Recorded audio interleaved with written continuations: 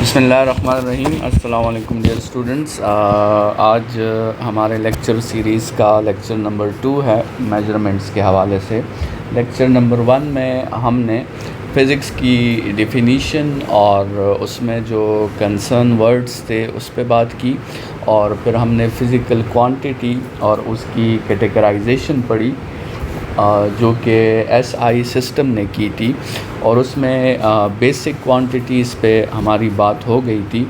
और हमने कहा था कि एसआई सिस्टम ने 7 क्वांटिटीज़ को बेसिक में रखा, डिपेंडिंग ऑन सम कंडीशंस कि बेसिक क्वांटिटीज़ एक तो इजीली मेजरेबल होनी चाहिए, और दूसरी ये कि बेसिक क्वांटिटीज़ को यूनिट लेस भी नहीं होना चाहिए और उसे डायमेंशन लेस भी नहीं होना चाहिए। तो उस के मुताबिक जो है वो 7 क्वांटिटीज़ को बेसिक में रखा गया। और आज हमारी डिस्कशन जो होगी वो आपके साथ डिराइव क्वांटिटीज़ और सप्लीमेंट्री क्वांटिटीज़ के बारे में होगी। तो आज का जो हमारा लर्निंग ऑब्जेक्टिव्स हैं और लर्निंग आउटकम्स हैं वो डिराइव क्वांटिटीज़ और सप्लीमेंट्री क्वांटिटीज़ हैं। तो स्टार्ट करते हैं, और सबसे पहले जो है हम बात करते हैं डिराइव क्वांटिटीज़ पर। Derived quantities. तो स्टूडेंट्स, आपके साथ जिस तरह नाम से ज़ाहिर है वो क्वांटिटीज़ जो फंडामेंटल नहीं होंगी, those quantities which are not fundamental in nature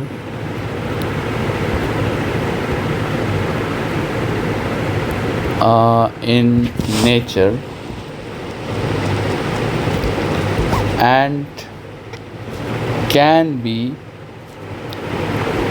splitted further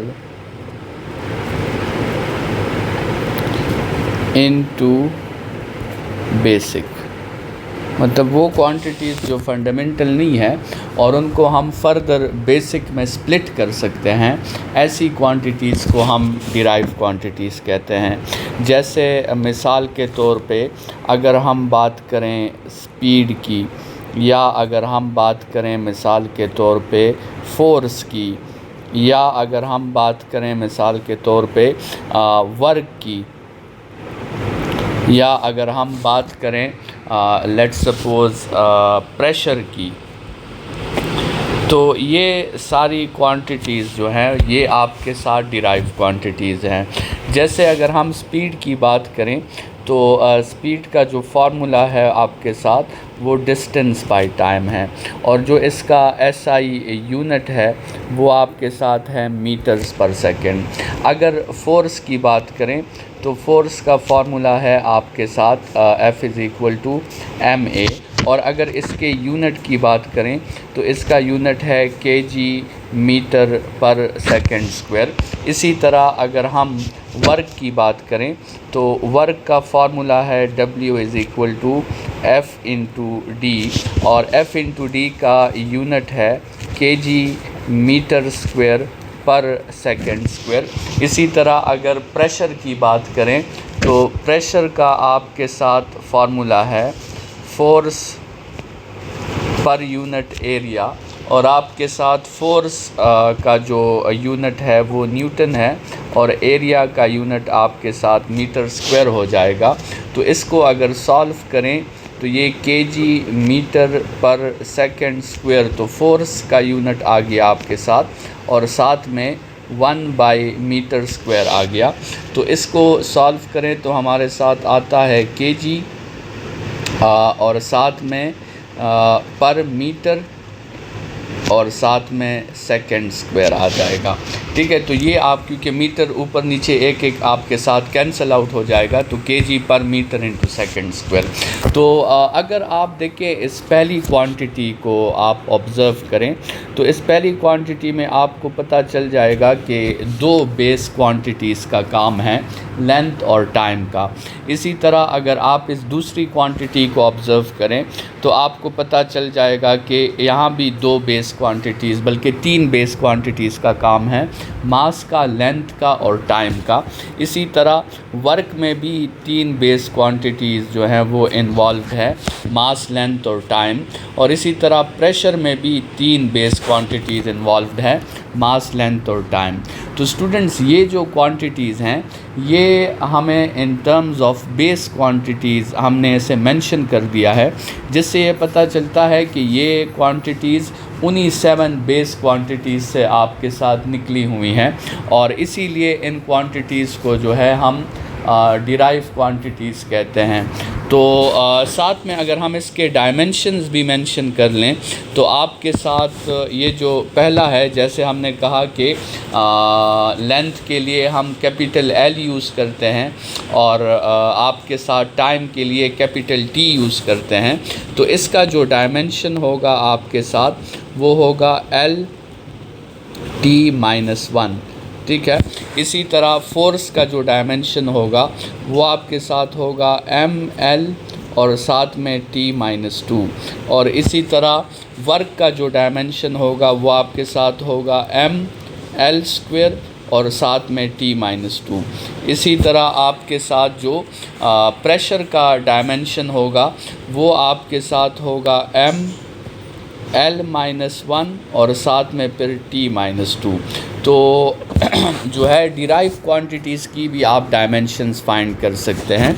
वैसे ये जो स्पीड की डायमेंशन हमने लिखी है तो ये हम ऐसे भी मेंशन कर सकते हैं कि m⁻0 l⁻1 t⁻−1, इस तरह भी हम मेंशन कर सकते हैं, क्योंकि हमने कल के लेक्चर में बात की थी कि ये मास और लेंथ और टाइम जो आपके साथ है ये तीन SI सिस्टम से पहले भी बेसिक क्वांटिटीज़ थी।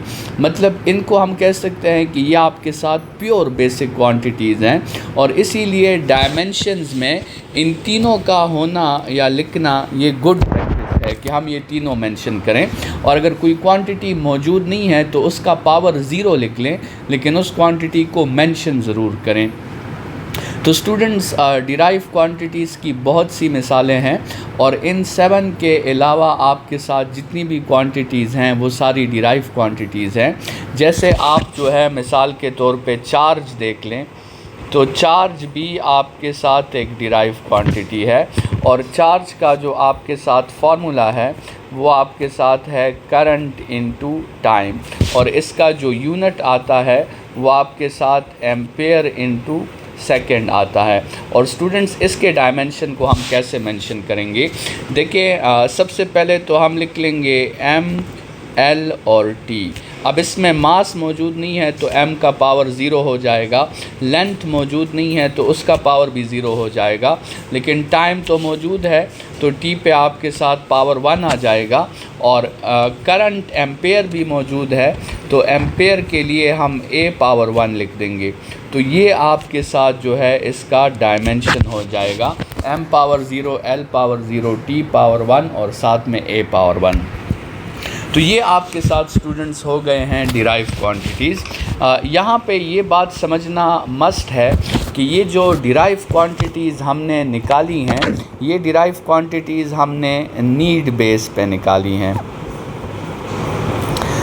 मतलब जिस क्वांटिटी की ज़रूरत थी हमें, उस क्वांटिटी की इम्पोर्टेंस थी, या वो क्वांटिटी नेचर में यूनिवर्स को समझने के लिए वो क्वांटिटी हमें हेल्प कर रही थी, या मैटर और एनर्जी को समझने के लिए वो क्वांटिटी हमें हेल्प कर रही थी, तो हमने वो क्वांटिटी डिराइव की है। लेकिन अगर एक क्वांटिटी हमें हेल्प नहीं कर रही थी मैटर और एनर्जी को समझने के लिए, तो वो क्वांटिटी हमने डिराइव नहीं की। जैसे मिसाल के तौर पे हमने एक क्वांटिटी जो है वो डिराइव की है जिसको हम स्पीड कहते हैं। जिसमें हमने दो बेसिक क्वांटिटीज़ को एक दूसरे पे डिवाइड किया है, जिसमें हमने डिस्टेंस को टाइम पे आपके साथ डिवाइड किया है। अब ये क्वांटिटी फ़िज़िक्स में इम्पॉर्टेंट है, क्योंकि ये क्वांटिटी आपको बताती है कि कोई मूविंग बॉडी जो है वो आपके साथ जो है स्लो मोशन में है या वो मूविंग बॉडी आपके साथ जो है फास्ट मोशन में है। तो ये मोशन के लिहाज से बहुत इम्पॉर्टेंट फ़िज़िकल क्वांटिटी है, और इससे आपको पता चलता है कि आपके साथ बॉडी का जो rate of change of distance है, क्या वो स्लो है या वो फास्ट है। तो अच्छा, लेकिन अगर हम लेट्स सपोज़ अगर हम चाहते तो हम एक दूसरी क्वांटिटी भी डिराइव कर लेते, जिसमें हम डिस्टेंस को टाइम के साथ मल्टीप्लाई कर लेते, और इसका अपना यूनिट भी होता, लेट्स सपोज़ वो मीटर इनटू सेकंड होता, ठीक है। लेकिन इस क्वांटिटी को डिराइव करने की फ़िज़िक्स में कोई ज़रूरत नहीं थी, क्योंकि ये क्वांटिटी जो है हमें किसी भी किस्म में नेचर को समझने में या मैटर और एनर्जी को समझने में ये क्वांटिटी हमें हेल्प नहीं कर रही थी, तो इसलिए हमने ये क्वांटिटी डिराइव नहीं की। तो बहुत ज़रूरी बात आपके साथ ये है कि ये जो डिराइव क्वांटिटीज़ हमने निकाली हुई हैं, ये किस बेस पे है आपके साथ, ये आपके साथ नीड बेस पे है। तो वरना अगर हम चाहते तो हम इन 7 बेसिक क्वांटिटीज़ से इनफाइनाइट तादाद में हम इनसे डिराइव क्वांटिटीज़ निकाल सकते थे, लेकिन हमने ऐसा नहीं किया है। जिस क्वांटिटी की ज़रूरत थी वो हमने डिराइव की है, और जिसकी ज़रूरत नहीं थी वो हमने डिराइव नहीं की। तो ये सारी डिराइव क्वांटिटीज़ जो हैं ये किस बेस पे है, ये नीड बेस पे है। जैसे स्टूडेंट्स, अगर आपसे मिसाल के तौर पे एक क्वेश्चन पूछा जाए कि क्या मास को टाइम पे डिवाइड करना जो है, क्या वो इम्पॉर्टेंट है, मास को टाइम पे डिवाइड करना, तो आपका आंसर यकीनन होगा कि नहीं, मास को टाइम पे डिवाइड करना इम्पॉर्टेंट नहीं है। तो बिल्कुल आपकी बात ठीक है, क्योंकि जनरल फ़िज़िक्स में मास को टाइम पे डिवाइड करना इतना इम्पॉर्टेंट नहीं होता। लेकिन जब हम फिर फ्लूइड डायनामिक्स में चले जाते हैं और हम जो है लिक्विड्स को स्टडी करते हैं या हम गैसेस को स्टडी करते हैं, तो वहाँ पे फिर जो है ये मास को टाइम पे डिवाइड करना ये वहाँ पे इम्पॉर्टेंट हो जाता है, क्योंकि वहाँ पे मास को टाइम पे डिवाइड करने से इनडायरेक्टली हमें स्पीड का आइडिया मिलता है, और फिर इन किस्म के स्पीड्स को जो है हम फ्लो रेट्स कहते हैं। तो वहाँ पे फ्लूइड डायनामिक्स में डिस्टेंस बाय टाइम करना जो है ये एक अच्छी प्रैक्टिस नहीं होती, क्योंकि जब एक फ्लूइड मूव करता है, लिक्विड या कोई गैस मूव करती है, तो उसमें लिक्विड के या गैस के कुछ मॉलिक्यूल्स ज़्यादा डिस्टेंस कवर कर लेते हैं और कुछ मॉलिक्यूल्स कम डिस्टेंस कवर कर लेते हैं। तो उस वक्त स्पीड के लिए डिस्टेंस बाय टाइम करना it is not a good practice. उस वक्त स्पीड के लिए हम क्या करते हैं, मास बाय टाइम करते हैं। मतलब हम देखते हैं कि 1 सेकंड में कितना मास जो है वो डिस्प्लेस हो गया है। तो जनरल फिज़िक्स में मास बाय टाइम करना इम्पॉर्टेंट नहीं है, इसलिए हम जनरल फिज़िक्स में मास को टाइम पे डिवाइड नहीं करते। लेकिन फ्लूइड डायनामिक्स में फिर ये इम्पॉर्टेंट हो जाता है, तो इसलिए फ्लूइड डायनामिक्स में फिर हम क्या करते हैं, मास को टाइम पे डिवाइड कर देते हैं, और उस फिज़िकल क्वांटिटी का नाम है फ्लो रेट, ठीक है।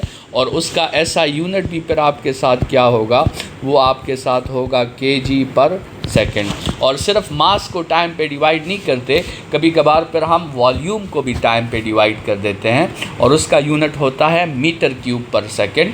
तो इस मास डिवाइडेड बाय टाइम को हम मास फ्लो रेट कहते हैं, और वॉल्यूम डिवाइडेड बाय टाइम को फिर हम वॉल्यूम फ्लो रेट कहते हैं, जो इनडायरेक्टली अल्टरनेट्स है स्पीड के फॉर फ्लूइड डायनामिक्स, ठीक है। तो ये यहाँ पे थोड़ी सी डिस्कशन हमने कर ली कि आपके साथ ये जो डिराइव क्वांटिटीज़ हैं, ये तादाद में जितने भी हैं, तो ये सारे नेचर को समझने में, मैटर को समझने में, एनर्जी को समझने में, ये सारी जो क्वांटिटीज़ हैं ये नीड बेस पे डिराइव हुई हैं। मतलब इनकी ज़रूरत थी इसलिए हमने इनको डिराइव किया है, और अगर इनकी ज़रूरत ना होती तो हम इन्हें डिराइव ना करते। इसके बाद आपके साथ जो है लास्ट कैटेगरी जो क्लासिफिकेशन की है उसको कहते हैं सप्लीमेंट्री क्वांटिटीज़।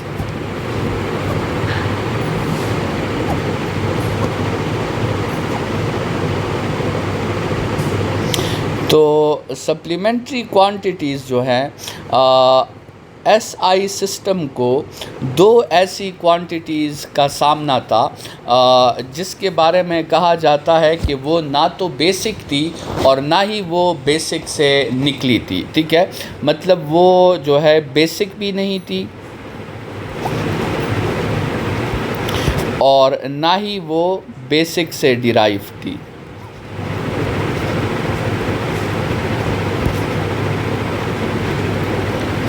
तो वो दो क्वांटिटीज़ जो थी वो बेसिक नहीं थी, तो इसलिए उन दो क्वांटिटीज़ को बेसिक के ग्रुप में भी एसआई सिस्टम नहीं रख पा रहे थे, और वो क्वांटिटीज़ बेसिक से निकली भी नहीं थी, डिराइव भी नहीं थी, तो इसलिए वो डिराइव क्वांटिटीज़ में भी उनकी जगह नहीं थी। तो उनके लिए सिस्टम इंटरनेशनल ने एक नई कैटेगरी बनाई और उसको नाम दिया गया सप्लीमेंट्री क्वांटिटीज़। तो स्टूडेंट्स, वो दो क्वांटिटीज़ आपके साथ कौन सी थी? तो उसमें से एक क्वांटिटी को हम कहते हैं प्लेन एंगल और दूसरी क्वांटिटी को हम कहते हैं सॉलिड एंगल। एक क्वांटिटी आपके साथ प्लेन एंगल थी और दूसरी क्वांटिटी आपके साथ सॉलिड एंगल थी। ये जो दो क्वांटिटीज़ हैं इनको एसआई सिस्टम ना इनको बेसिक में रख पा रहा था और ना इन दो क्वांटिटीज़ को वो डिराइव में रख पा रहा था। वैसे इन दो क्वांटिटीज़ को जो है एसआई सिस्टम से पहले इन दो क्वांटिटीज़ को ज्योमेट्रिकल क्वांटिटीज़ कहा जाता था। ज्योमेट्रिकल क्वांटिटीज़ इनको कहा जाता था। और ये दो क्वांटिटीज़ जो हैं ये मैथ्स में ये दो टूल्स यूज़ होते थे, और ये दो टूल्स मैथ्स में यूज़ होते थे in order to study the shapes. Mathematics में डिफरेंट किस्म के शेप्स को स्टडी करने के लिए ये प्लेन एंगल और सॉलिड एंगल ये दो क्वांटिटीज़ यूज़ होते थे। एसआई सिस्टम ने पहली दफ़ा ये सोचा कि इन दो क्वांटिटीज़ की फ़िज़िक्स में भी ज़रूरत है, क्योंकि फ़िज़िक्स में भी हम बहुत दफ़ा जो है ऐसे सिचुएशंस आती हैं जिनमें हम शेप्स को स्टडी करते हैं। तो एसआई सिस्टम ने इन ज्योमेट्रिकल क्वांटिटीज़ को फ़िज़िक्स में as a physical quantity introduce करने की कोशिश की, लेकिन उन्हें इन दो मसलों का सामना करना पड़ रहा था कि वो ना तो बेसिक थी और ना ये क्वांटिटीज़ बेसिक से निकली थी। तो इसलिए उन दो क्वांटिटीज़ को उन्होंने एक नई कैटेगरी बनाई जो कि उन्होंने उसको नाम दिया सप्लीमेंट्री क्वांटिटीज़। ठीक है, तो स्टूडेंट्स सबसे पहले इस पे बात कर लेते हैं कि ये क्वांटिटीज़ बेसिक में वो क्यों नहीं रख पा रहे थे। तो असल में इन्होंने एसआई सिस्टम ने जो अपने लिए बेसिक क्वांटिटीज़ की कंडीशंस रखी थी कि बेसिक क्वांटिटी को यूनिट लेस भी नहीं होना चाहिए और बेसिक क्वांटिटी को डायमेंशन लेस भी नहीं होना चाहिए, वो कंडीशंस इन दोनों क्वांटिटीज़ ये दो क्वांटिटीज़ जो हैं उन कंडीशंस को सेटिस्फाई नहीं कर रही थी। जैसे आपके साथ ये जो दो क्वांटिटीज़ हैं प्लेन एंगल और सॉलिड एंगल, ये आपके साथ जो है इनके यूनिट्स तो मौजूद थे, दे हैड यूनिट्स, लेकिन मसला ये था कि इनके डायमेंशंस नहीं थे। आपके साथ ये क्वांटिटीज़ क्या थी?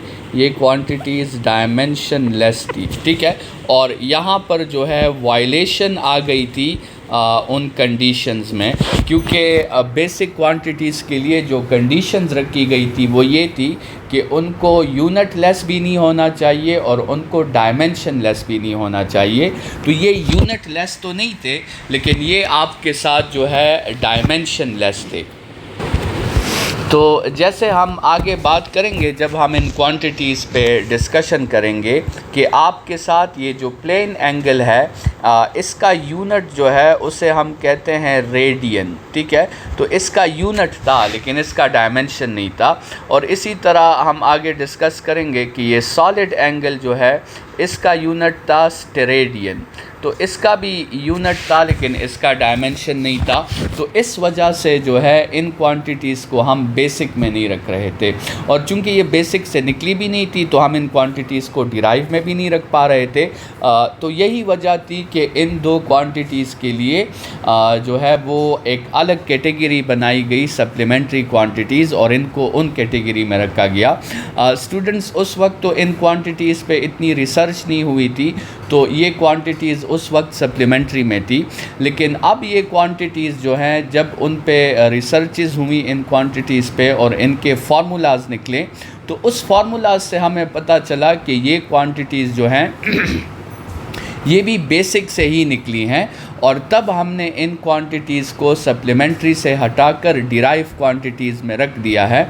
लेकिन आपके बुक के मुताबिक ये दो क्वांटिटीज़ अब भी सप्लीमेंट्री का हिस्सा है। तो स्टूडेंट्स आगे डिस्कशन जो होगी हमारी वो प्लेन एंगल और सॉलिड एंगल पे होगी, और इनको वन बाय वन डिस्कस करेंगे कि प्लेन एंगल क्या होता है और सॉलिड, ये जो दो सप्लीमेंट्री क्वांटिटीज़ हैं इनको हम एक्सप्लेन करेंगे।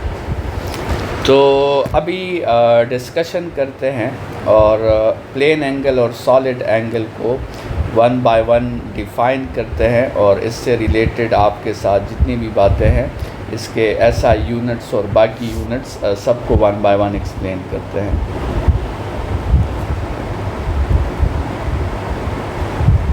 तो आपके साथ प्लेन एंगल की जो पहली डिफिनीशन है वो आपके साथ है the angle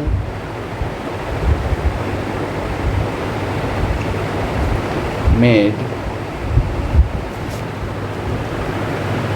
by an arc of a circle with centre.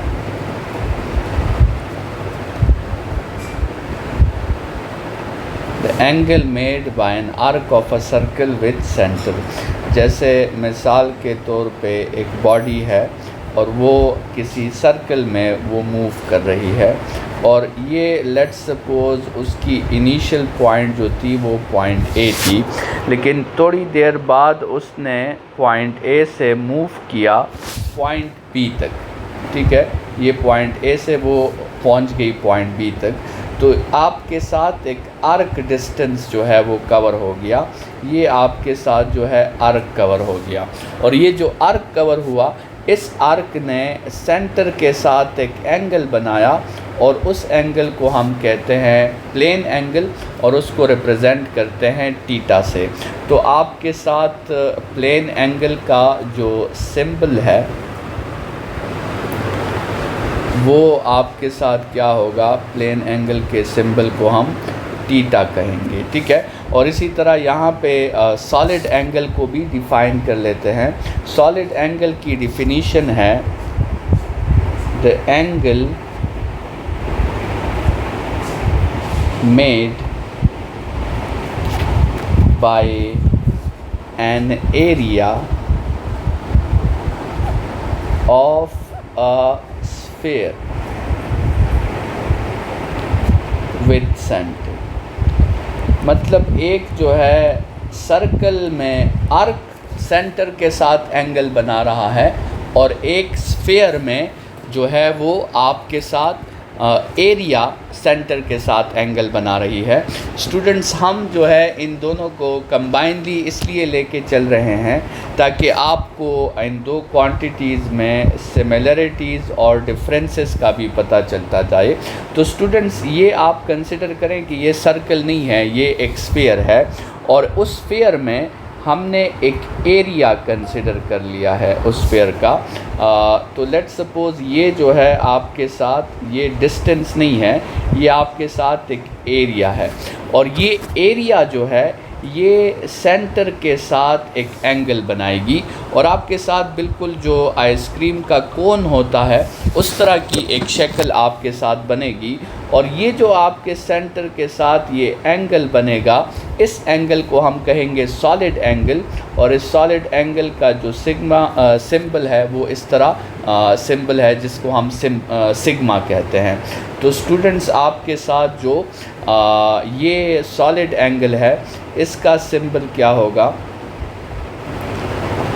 इसका सिंबल आपके साथ ये सिग्मा सिंबल होगा। स्टूडेंट्स, यहाँ से आपको एक आइडिया मिल जाता है कि ये प्लेन एंगल जो आपके साथ है ये 2D एंगल है। तो ये बात भी आप जहन में रखें कि प्लेन एंगल जो है ये आपके साथ क्या है, it is a 2D angle, ठीक है। और आपके साथ जो ये सॉलिड एंगल है, तो सॉलिड एंगल आपके साथ क्या है, ये आपके साथ एक 3D एंगल है। प्लेन एंगल 2D एंगल है और सॉलिड एंगल आपके साथ 3D एंगल है।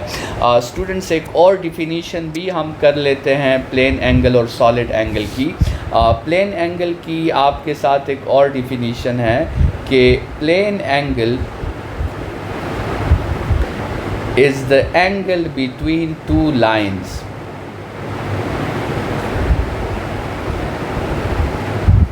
दो लाइंस के दरमियान जो एंगल होता है उसे हम प्लेन एंगल कहते हैं। जैसे लेट्स सपोज़ ये आपके साथ एक लाइन है मिसाल के तौर पे, और ये आपके साथ दूसरी लाइन है, तो इन दो लाइंस के दरमियान जो ये एंगल बनता है, इस एंगल को हम प्लेन एंगल कहेंगे।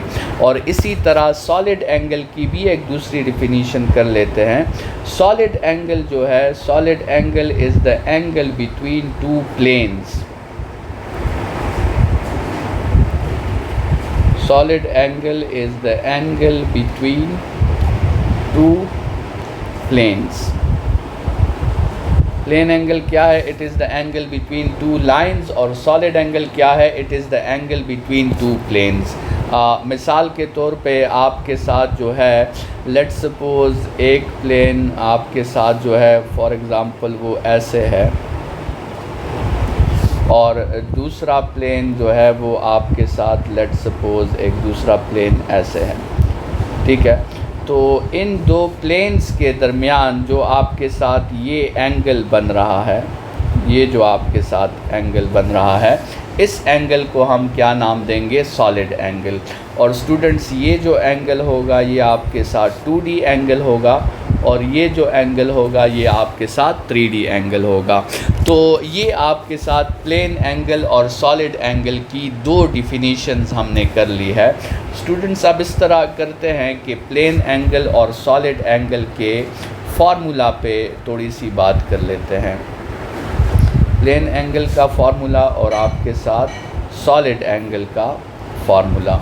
तो प्लेन एंगल के फार्मूला में हम यही डायग्राम जो है वो दोबारा कंसिडर कर लेते हैं जो हमने प्लेन एंगल के लिए बनाई थी। और उसमें हमने कहा था कि आपके साथ प्लेन एंगल जो होता है वो तब बनता है जब आपके साथ आर्क पे एक डिस्टेंस कवर हो जाए। तो आर्क डिस्टेंस कवर होगा और इस आर्क डिस्टेंस को हम S कहेंगे, और ये जो आपके साथ रेडियस है इसको हम R कहेंगे। तो स्टूडेंट्स, आपके साथ सिंपल सी बात है कि अगर आर्क डिस्टेंस कम कवर होगा तो एंगल भी छोटा कवर होगा, और अगर आपके साथ आर्क डिस्टेंस बढ़ जाता है तो ऑटोमेटिकली जो है आपके साथ एंगल की जो वैल्यू होगी वो भी क्या हो जाएगी, वो भी आपके साथ बढ़ जाएगी।